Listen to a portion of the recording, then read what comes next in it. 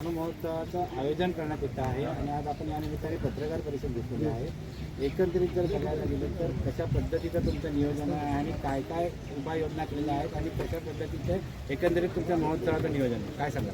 महोत्सव 20, 21, 22 मार्चला आहे। डहाणू फेस्टिवलमध्ये एकूण 40 व्हेज स्टॉल, 40 नॉनव्हेज स्टॉल आणि 104 हे जनरल स्टॉल आहेत। सरकारी योजनांसाठी आम्ही स्टॉल मोफत दिलेले आहेत। CCTV 62 कॅमेरे लावलेले आहेत सिक्युरिटीसाठी।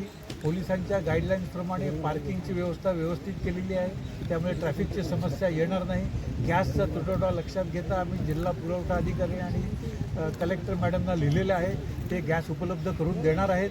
तसंच आम्ही लोकांना सांगितलेलं आहे, तुम्ही कमर्शियल गॅस वापरा, जर तुम्हाला घरगुती गॅस वापरायची परमिशन मिळाली तरच वापरा, नाहीतर इंडक्शन हीटरवर तुम्ही तुमचं काम करा। लोकांच्या इथे लॉ आणि ऑर्डरचा प्रश्न निर्माण होणार नाही यासाठी आम्ही प्रायव्हेट सिक्युरिटी ठेवलेली आहे, पोलिसांची मदत घेतलेली आहे। फायर ब्रिगेडच्या 2 गाड्या आहेत, ॲम्ब्युलन्स आहेत, डॉक्टरांचं पथक इथे असणार आहे, स्वागत कक्ष असणार आहे, सगळ्यांचा सन्मान केला जाईल।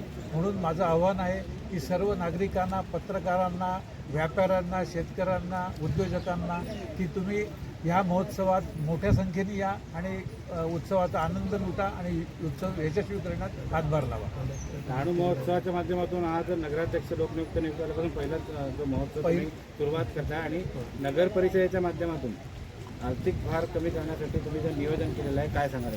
कलेक्टर मॅडमनी या सर्व जागेसाठी सर्व परमिशन दिलेली आहेत, वेगवेगळ्या डिपार्टमेंटनी सुद्धा सर्व परमिशन दिलेली आहेत। प्रांत अधिकाऱ्यांनी जिल्ह्यात तालुक्यातील सर्व अधिकाऱ्यांची मिटिंग घेऊन हा सक्सेसफुल होण्यासाठी काय उपाययोजना करायला लागतील याविषयी त्यांना गाईडलाईन्स दिलेले आहेत। जनरली नगरपालिकेचा महोत्सवावर 1,60,00,000 रुपये खर्च होतो, तो आम्ही यावेळेला अर्ध्यावर आणलेला आहे आणि तो लोकवर्गणीतून आहे, त्यामुळे नगरपालिकेवर आर्थिक भार कुठला पडणार नाही। जुना आर्थिक भार जो आहे तो नगरपालिका हळूहळू जसे त्यांच्याकडे पैसे येतील तसे पेड करतील। एकंदरीत जर नगराध्यक्ष म्हणून आपण एक प्रश्न सांगा की आपण आयोजन करतोय आणि या आयोजनाच्या माध्यमातून साधारणतः या महोत्सवाला किती लोकांची उपस्थिती होती, ते काय अंदाज आहे? 3 ते 3.5 लाख लोक येण्याची 3 ते 3.5 लाख लोक येण्याची अपेक्षा आहे आणि आम्ही जनतेला सगळ्यांना आवाहन करतो, जिल्ह्यातल्या तालुक्यातल्या सगळ्या लोकांना की त्यांनी डहाणू फेस्टिवलला यावं आणि त्याचा आनंद घ्यावा।